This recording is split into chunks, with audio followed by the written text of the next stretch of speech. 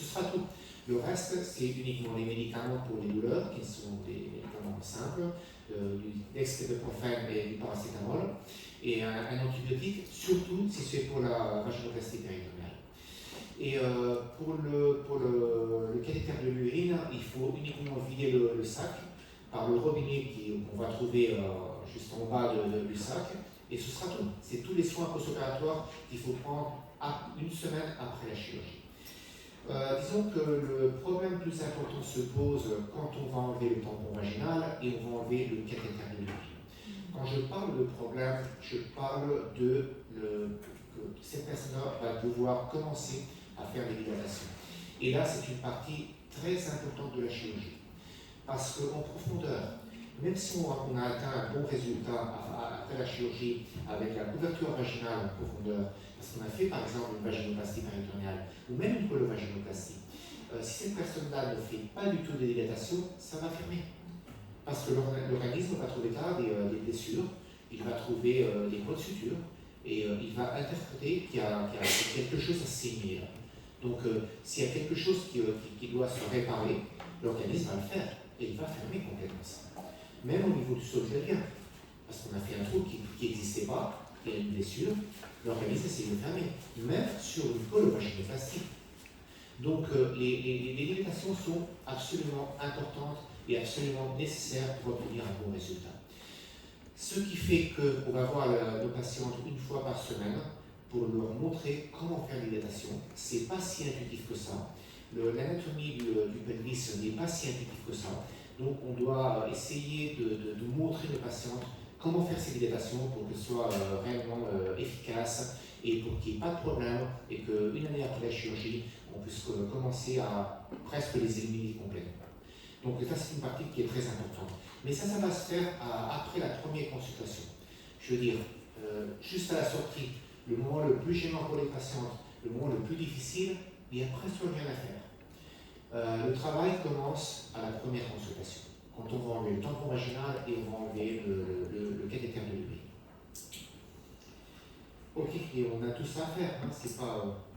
il y a beaucoup de choses à faire, mais on est là pour ça, hein, les médecins, et oui, vas-y. Je vous pose une question, est-ce qu'un adolescent qui a reçu des bloqueurs de puberté de manière assez précoce sur un stade 2, est-ce qu'ensuite ça c'est quelque chose qui complique votre chirurgie dans le sens où depuis il n'y a pas eu la croissance vraiment des organes génitaux, de la peau, etc. Ouais, voilà, c'est correct. Voilà. Le problème qu'on est en train de trouver maintenant avec les blocages à l'adolescence, c'est qu'il n'y a pas de développement des génitaux, donc on va avoir un pénis qui va être bien plus petit avec moins de peau et pourtant on va devoir faire d'autres chirurgies pour obtenir un bon résultat. Mais en tout cas, on sait que pour nous maintenant, au moins on fait la vaginoplastie péritonéale, donc ça ne pose pas de problème du tout, hein, sur ce point-là. Si on devait faire la version du pénis comme avant, on aurait des problèmes très importants. Concernant l'immobilisation après la chirurgie, donc ici en Suisse, d'habitude on les immobilise les patients pendant 5 jours pour assurer un bon ancrage de la vagine. Donc vous dites que ce n'est pas du tout nécessaire. Et pourquoi chez vous ce n'est pas nécessaire? Est-ce que vous faites quelque chose de différent par rapport à l'ancrage? Je sais que c'est différent, mais c'est comme les hormones. Je pourrais dire que 90% de mes collègues recommandent de stopper les hormones. Et non seulement de les stopper, mais quand ils reçoivent une patiente qui dit « Ah non, j'ai pris mes hormones il y a 2 jours », ok, bon, la chirurgie est supprimée, on ne fait pas la chirurgie. Ce qui fait aucun sens, parce que de nos jours, il n'y a pas de support scientifique pour ça. Pour l'immobilité, c'est exactement pareil.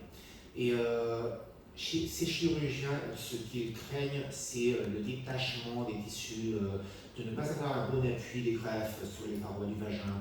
Mais par contre, quand on fait une approche péritonéale, vous allez le voir maintenant dans les diapos, vous verrez que tout est parfaitement ancré parce que la laparoscopie nous permet de voir parfaitement à l'intérieur du vagin et d'ancrer tous les tissus en circonférence pour que, disons que l'appui de ces tissus soit parfait sur les parois du vagin. Ça, c'est la première des choses. La deuxième des choses, on laisse toujours un tampon à l'intérieur du vagin, ce qui fait qu'il y a une compression sur les tissus, sur les greffes, pour qu'ils appuient sur les tissus. Et la troisième des choses, les greffes sont presque à l'intérieur de l'abdomen. Ok, si on fait un marathon, bien sûr, ça va bouger. Mais une personne qui fait des petits pas parce qu'elle ne peut pas faire autre chose, elle vient d'être opérée, donc elle va faire des petits pas à l'intérieur de la chambre de l'hôpital, ça ne fait pas que ça bouge à l'intérieur, hein, pas du tout. Mais je sais que ça va vous choquer, surtout mes collègues, les médecins, parce que je sais que vous êtes habitués à une façon de travailler qui est parfois bien différente, hein, je le sais. Mais chaque fois que vous voyez quelque chose qui vous choque, dites-le moi parce que je vais vous répondre au plus vite et je sais pourquoi mes collègues font ça. Et donc, vous n'utilisez pas du tout l'héparine pour la prévention des thromboses? J'essaie de ne pas l'utiliser. J'essaie de ne pas l'utiliser parce que quand on coupe l'urètre, comme vous avez vu, vous savez, l'urètre c'est un tissu spongieux qui est très vascularisé. Donc j'ai eu un tas de problèmes avec les héparines. Parfois des appels à 4 h du matin parce que tout le lit était complètement plein de sang. Et c'est pas une question de retourner en salle d'opération parce qu'on ne va pas pouvoir couper ce saignement d'un tissu qui est très vascularisé, qui est spongieux, avec des points de suture. Donc c'est un problème ce qu'on va faire, c'est de comprimer et d'interrompre les héparines. Le problème des héparines, c'est que c'est 24 heures de vie moyenne, donc c'est pas une héparine intraveineuse. Donc là, c'est un problème. Quand on met l'héparine, c'est 24 heures qu'on a d'effet de l'héparine. Donc ce que nous conseillons, c'est de bouger. De bouger le jour après la chirurgie. Normalement, on finit nos chirurgies, si on commence à 8 h du matin, on finit la chirurgie à 6-7 h de l'après-midi. On ne va pas consulter une patiente qui va retourner à la chambre normalement à 9-10 heures de la nuit. On ne va pas la conseiller de se lever à 10 h de la nuit. Mais le lendemain matin, je suis à 7 h 30 et je peux vous assurer que pendant la matinée, nos patientes vont dans le fauteuil et la majeure partie d'entre elles peuvent bouger. Parce qu'elles ont une pompe avec des analgésiques qui leur permettent de bouger. Et ça, c'est la meilleure des préventions de la thrombose. On peut avoir une thrombose, bien sûr, j'ai eu des thromboses.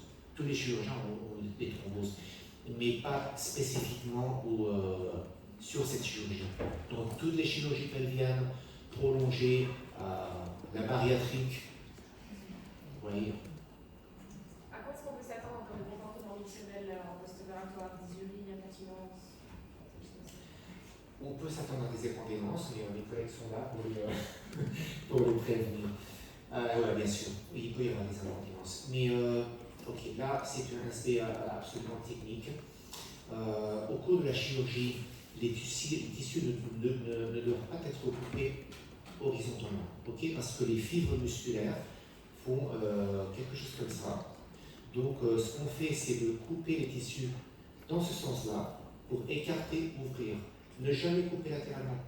Si vous coupez latéralement, vous allez compromettre la continence. Et ça va être très difficile à récupérer. Et par contre, si vous écartez, qu'est-ce qui se passe?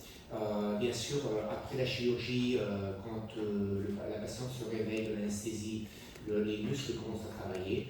Donc vous allez avoir un petit peu de difficulté au début pour faire les dilatations, mais ça va être meilleur. C'est pour ça que quand nous sommes en contact avec nos collègues les physios, nous conseillons de commencer à travailler le sol pelvien, non pas très proche de la chirurgie. Parce que là, ça va être un petit peu à l'envers. On va essayer d'ouvrir. Et tandis que parfois, quand on fait ce genre de réhabilitation, il y a tendance à fermer. Donc, on essaie de commencer cette réhabilitation un petit peu plus tard. Du moment qu'il n'y a pas de coupure des muscles, normalement, il n'y a pas de problème avec la continence et avec la réhabilitation. Mais par contre, si on commence trop tôt, on peut avoir des problèmes avec la dilatation. Je ne sais pas si ça répond à votre question. Oui, partiellement. Je me demande s'il y a des dysuries qui peuvent persister après. Ah oui, bien sûr, ça peut persister, oui, bien sûr. Au début, on peut avoir une espèce de spray avec les premières injections. Là, c'est normal. Mais ça disparaît avec le temps. Là, c'est un problème d'inflammation et d'habitude. Normalement, il y a une chose qui est très bête, mais parfois on doit montrer à nos patients que les filles, quand on va au WC, elles doivent fermer les jambes. C'est quelque chose de très bête, hein, mais il y a beaucoup de patientes qui ouvrent les jambes et ça disparaît partout. Donc c'est quelque chose de très bête, mais il faut quand même le dire. Vous ne mettez pas de vac, vous mettez des conformateurs? On met des conformateurs à l'intérieur, pas de vac.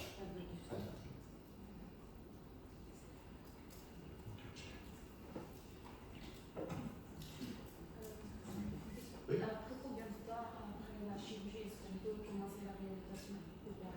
Ok, ça on doit être en contact avec les physios. Hein, okay, ce n'est pas une décision uniquement à nous, mais normalement, moi, je conseille de commencer quand la patiente a atteint le dernier dilatateur aisement. Je veux dire, si elle a difficulté à introduire le dernier, c'est pas le moment. Si elle a peut-être 3 semaines qu'elle a mis le dernier avec des rapports sexuels complètement normaux et elle n'a pas de difficulté pour faire ça, allez-y, il n'y a pas de problème. Donc du coup, pour répondre à ça, justement le fait de faire de la physio, un petit peu de relâchement aussi des périnées, ça ne peut pas aider pour la Absolument. Si c'est relâchement, bien sûr. Ouais, okay. Absolument. Oui. Et quel délai on doit s'attendre pour la ramification nerveuse avec la sensibilité? La sensibilité est très grande au début. Hein, ça, c'est quelque chose de normal. Beaucoup de patients se plaignent qu'elles ont mal ou qu'elles ont pas de confort avec les sleeves et tout ça. Donc, mais ça se récupère normalement en 3 mois après la chirurgie, pas plus.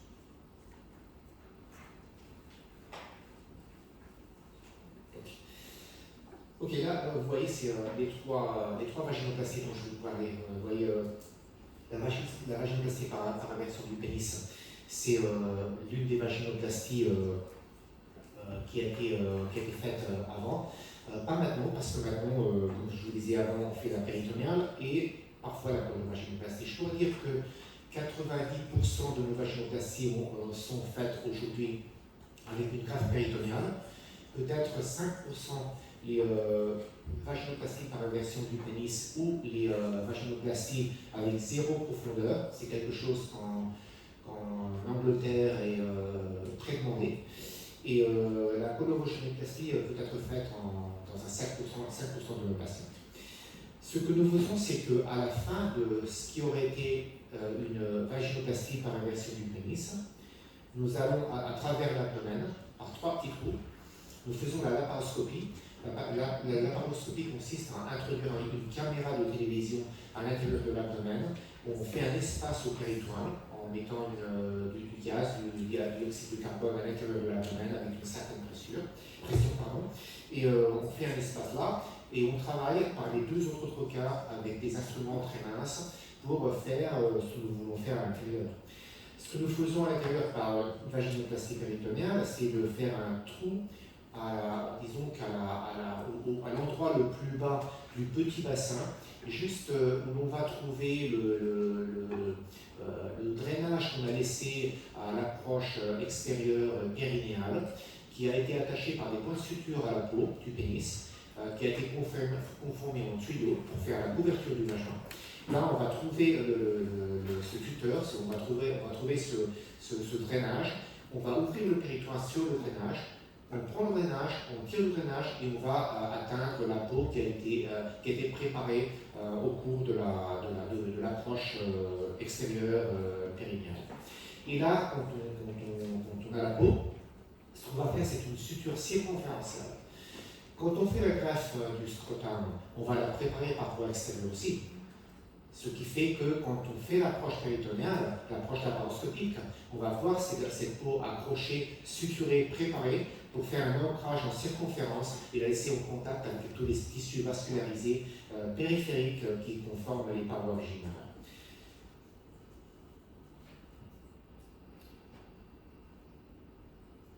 On va voir si le vidéo se déclenche.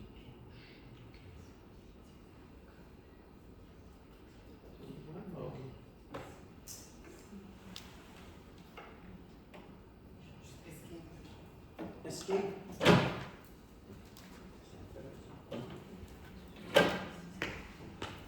Le problème des PowerPoint, c'est toujours comme ça. Pas de problème. J'y suis. C'était un vidéo très court. C'est simplement pour vous montrer que ça, c'est le tampon vaginal qu'on a introduit par voie antérieure, par voie périnéale. Une fois que nous avons fait l'ancrage, vous voyez en haut là, c'est un des points d'ancrage. On va le voir dans une autre diapo. Vous allez mieux le voir dans une autre diapo. Mais en tout cas, je voulais vous montrer qu'on laisse ce tampon.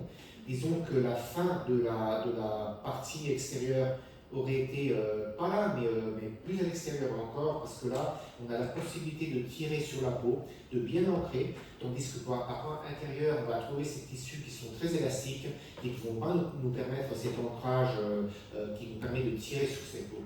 D'ailleurs, ce qu'on fait, c'est que quand je fais le premier point de suture, je demande à l'un des membres de mon équipe de regarder au vagin et voir à l'extérieur si la peau est complètement introduite, avec tension. Hein, parce que ça veut dire que toute la partie qu'on a faite, tout le canal qu'on a fait à l'extérieur a été complètement recouvert par peau. Ces 15 cm qu'on a mesurés à l'approche extérieure sont complètement couverts. Ça, c'est très important. Finalement, on introduit le tampon, et ce qu'on va faire après, c'est de prendre une greffe de chaque côté du tampon vaginal, une greffe du péritoine, on va la détacher, on va couvrir le tampon, on va suturer en longitude pour conformer le reste du vagin. Ce qui fait qu'on double la profondeur du vagin. Ce qui veut dire qu'à la fin de la chirurgie, on peut mesurer 22 cm de profondeur. Ne pensez pas que ces 22 cm sont conservés une année après la chirurgie. Okay, méfiez-vous des chirurgiens qui vous disent « Ok, vous n'en faites pas, vous avez 20 cm parce que j'ai laissé 20 cm. » Donc ça, c'est pas vrai. Ce qu'il faut voir, c'est qu'est-ce qui se passe une année, 2 années après la chirurgie. Ça, c'est très important.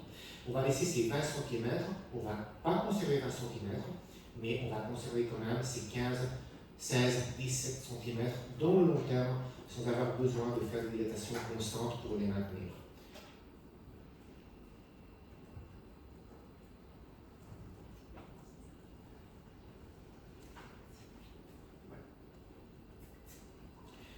Ok, donc on était là. Là, c'est la constatation de la profondeur après la chirurgie avec le spéculum. Vous voyez ici les grandes lèvres, le clitoris ici avec le prépuce. Et là, c'est une diapo qui pour moi est très importante aussi, parce que ce n'est pas uniquement une question de quelle patiente, c'est une question de qu'est-ce qui se passe avec cette patiente quand le temps s'est écoulé. Qu'est-ce qui se passe une année après la chirurgie? Donc, ce qu'il faut voir, c'est que après la chirurgie, il va falloir faire parfois des révisions, de voir qu'est-ce qui se passe à l'intérieur du vagin.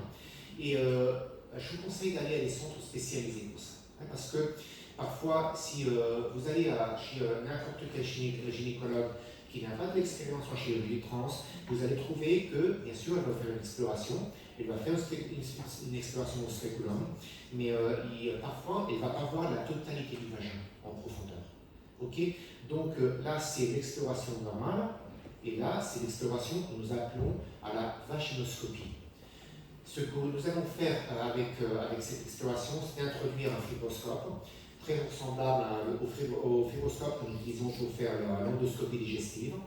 C'est un instrument qui est flexible, qu'on peut régler à l'extérieur avec une petite lumière, une petite caméra qui va s'afficher ici sur l'écran et qui va nous permettre d'atteindre la profondeur maximale de ce vagin. Ok, pensez à une personne qui a une histoire familiale de cancer de colonne. Okay, pensez à cette personne par exemple. Et à laquelle vous faites une colovaginoplastie. Ok, cette personne-là va devoir faire un screening du cancer de colonne précoce, pas après les 50 ans, mais normalement avant les 40 ans pour une personne qui a une histoire de cancer familial. Et cette personne-là va aller chez un spécialiste en digestif. Et ce spécialiste va faire une exploration à tout le gros intestin. Alors, qu'est-ce qui se passe avec le morceau d'intestin qu'on a laissé à la vagin au vagin? Il ne va pas être exploré. Donc, cette personne-là qui a une histoire familiale de cancer de colonne peut avoir un cancer à la greffe du vagin et peut avoir un problème avec ça. C'est pour ça que pour faire une exploration vaginale à cette personne-là, il va falloir faire cette vaginoscopie, qui consiste à introduire ce fibroscope à l'intérieur du vagin et voir qu'est-ce qui se passe à l'intérieur. Donc, non pas seulement la diapo à gauche, mais aussi la diapo à droite, pour les personnes qui n'ont pas accès à une exploration complète avec le spéculum et qui par contre, ces personnes qui ont vraiment ces 20 cm de profondeur ont besoin de cette exploration-là. Ok, là, vous voyez, c'est l'ouverture que je vous disais avant, quand on voit entre le rectum ici et la vessie qui est située ici en haut. Vous voyez, on voit par transparence le tuteur, le drainage qu'on a laissé par voie extérieure qui est attaché à la peau. Vous voyez, ça, c'est l'ouverture du péritoine entre le rectum et la vessie pour tirer de ce drainage et finalement atteindre la peau et pouvoir faire un bon ancrage que vous allez voir ici. Ça, c'est la peau, ça, c'est le péritoine. Et vous voyez que toute la circonférence a été complètement attachée au péritoine en tirant de la peau vers le haut. Là, vous voyez la peau, le péritoine. Hein, c'est les deux images que vous voyez en laparoscopie. La peau, pour l'extérieur, complètement ancrée au péritoine dans toute sa circonférence. Ok, et là, finalement, c'est les chirurgies de révision de la profondeur. Là, c'est une chose qui est malheureusement fréquente quand nous recevons des patients qui viennent d'ailleurs, qui ont parfois une belle esthétique vulvaire, parfois non plus, mais qui par contre ont une mauvaise profondeur. Donc là, il y a deux choses à faire. On peut faire, si cette patiente a 6 cm de profondeur, une vaginoplastie péritonéale. Nous ne recommandons pas cette vaginoplastie péritonéale si par contre cette patiente a presque tout perdu. Parce que dans ce cas-là, il est mieux de faire une colovaginoplastie parce qu'elle va être plus stable dans le long terme. Et finalement, le diamètre est très important à traiter. C'est très important d'atteindre un bon diamètre. Donc pour ça, parfois les greffes de la muqueuse buccale, parfois les greffes de la cuisse avec de la peau sont nécessaires pour faire un bon diamètre. Vous voyez là, c'est quelque chose qu'on est en train de faire à ce niveau-là. Et malheureusement, quel est le problème là? Que là, oui, parfois on doit couper les fibres des deux côtés. Donc là, le travail des physios est très important. Parce que là, oui, on peut faire une blessure. Il n'y a pas d'autre possibilité parce que ce sont des tissus qui ont été déjà opérés, qui sont vraiment très compacts, très fermes, et donc ils ne permettent pas une dilatation comme on fait normalement à la première chirurgie. Et là, on doit prendre le bistouri électrique et commencer à couper les fibres.